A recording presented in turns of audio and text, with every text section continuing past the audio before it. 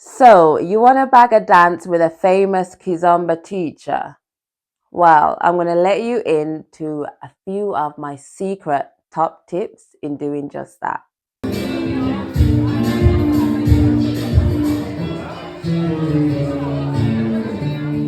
Hi, I'm Christina Mckiztosh of Mckiztosh Dance. Welcome back to my channel where we talk about all things Kizomba and urban kids. So you're here because you want to dance with a Kizomba teacher and you don't want to wait all night to be able to do so.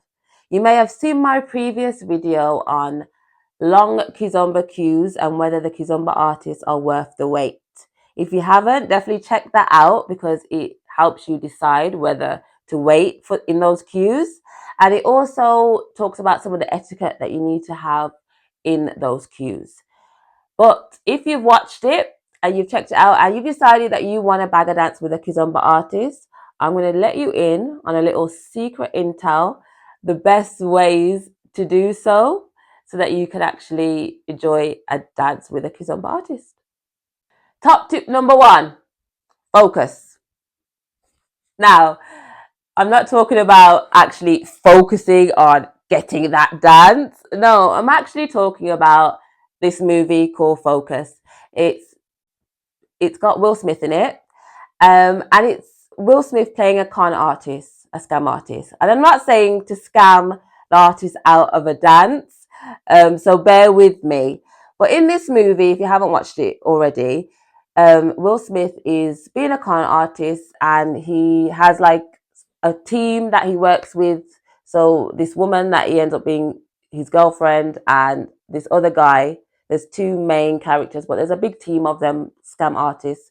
And in this particular scene, I think it's the climatic scene, he's scamming like this Chinese guy out of this money. So he puts on this, it's a big bet of money because he was actually working up to it. So it was all like part of his master plan. So this is now like the biggest bet where it's a lot of money involved. And they're actually at like a football game, American football game. And he goes to the Chinese guy to think of a number in his head. Don't tell him. Think of a number or pick a player on the pitch. Pick a player and think of their number shirt. And Will Smith is going to guess the number. And if he guesses right, he wins all the money. And then Will Smith takes it a step further and he's like, I'm not going to guess. My girlfriend, who's not in on it because she wasn't at the time, is going to guess. And then the girlfriend goes, she's really anxious and scared that she's going to lose all this money because she doesn't know how to pick from a team of like footballers and number shirt. But then she goes up to the window because it's like a transparent window of the, this is a very long story, but I'm trying to keep it short and bear with me. But she goes up to the window and she's got these binoculars and she's looking at all the players and trying to pick one that the Chinese guy might have picked. She's trying to guess the one that the Chinese guy has picked. And then she sees one of her fellow scum artists on the team. And then it's like, oh, obviously it must be him then. So she picks this guy. The number is actually number 55. So she picks number 55. And then the Chinese guy is like, whoa, how did you do that? Yeah, it was number 55. And then they win all the money. And then, so you get let in on what actually happened. And Will Smith had suggested the number 55 to this Chinese guy basically all throughout his day. So it was like on the uniform of his like concierge person. It was like on a mug. He actually also kind of planted the actual guy, the scam artist guy that they chose so that he would actually choose that guy because he's seen him before. He planted them in the Chinese guy's day. He was being like a taxi driver during that part of his day. So that's how basically you use the art of suggestion. So what I'm trying to say is that you can potentially use the art of suggestion, and you're suggesting yourself to the Kizomba artist, which kind of seems a bit like I'm telling you to sell yourself. I'm not telling you to sell yourself, but there are things that you can do. For example, the first thing you could do is go to that Kizomba teacher's class at the festival. And not just go to the class, you kind of want to make yourself like a little bit memorable. So you can ask, making sure it's a relevant question, but you can ask a question. Maybe there was something you didn't understand, or something you want a bit more clarification on. You could ask that as a question in the workshop. Or at the end of the class, what you could do is you could go up to the artist and say, "Thank you for the class. I really enjoyed this part or that part of it, or I didn't really quite get that, but I'll work on it."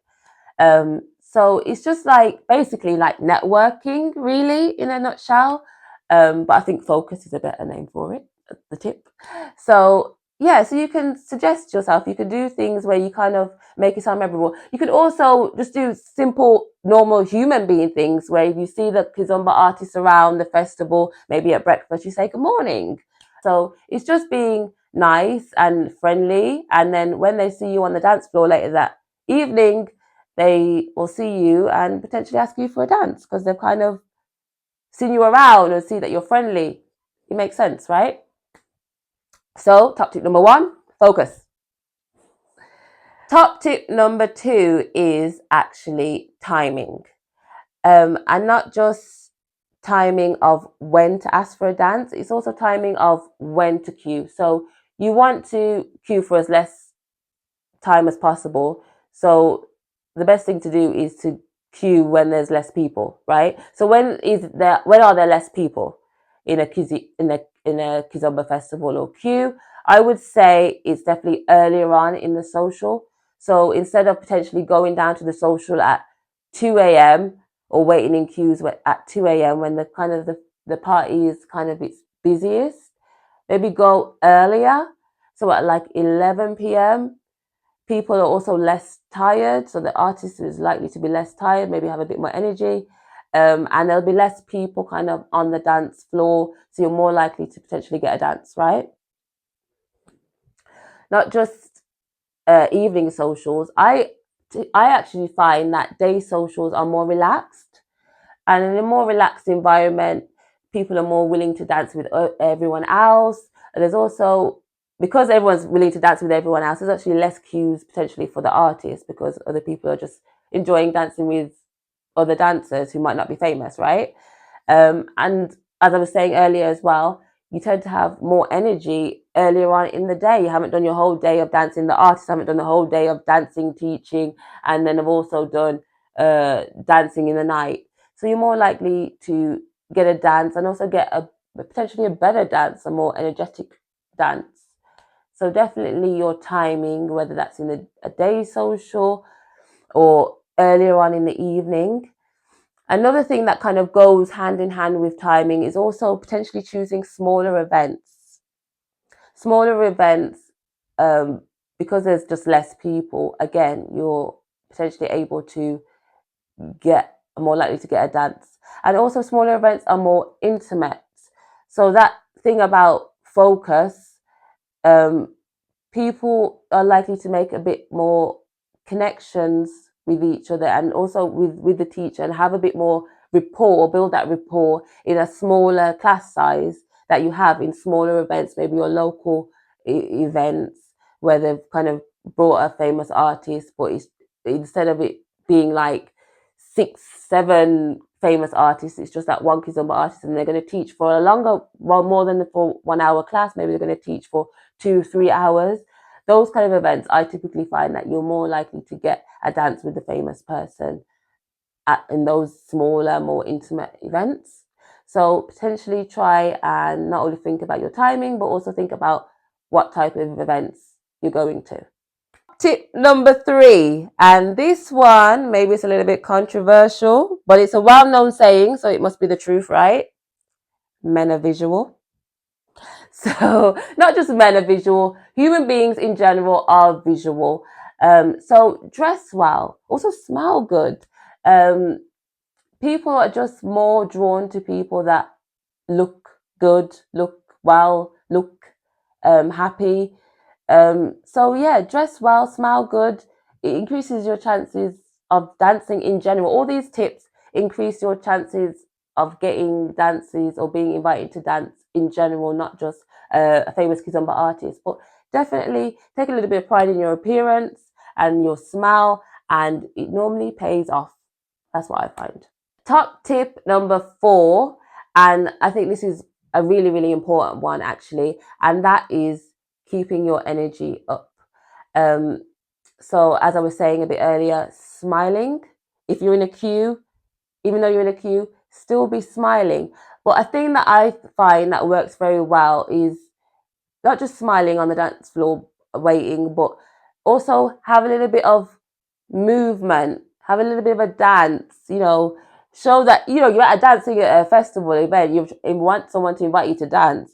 Show them that, you can hold a tune, you can move a little bit, and you're just more interesting to look at. And, everyone wants to be where the party is. So, be a little bit of the party. Like, don't overdo it, you know what I mean? But be somewhere where someone wants to be, so that they invite you to dance. So those are my top tips. Remember, they're a secret, so don't go telling everybody. And don't forget to like, subscribe, and hit notification bell. It really helps me out in the algorithm when you like the video and you subscribe and you share it with a friend, even though I told you not to share it because they're my top secret tips. But definitely in the comments, let me know if you've tried some of these tips, if you've got a dance with a famous artist from using any of these tips, and have you got some top tips of your own that I didn't mention that might help another sister out, you know what I mean? So definitely let's get a conversation going in the comments. Like, subscribe, and I'll see you in the next video. I've been Christina Mckiztosh of Mckiztosh Dance.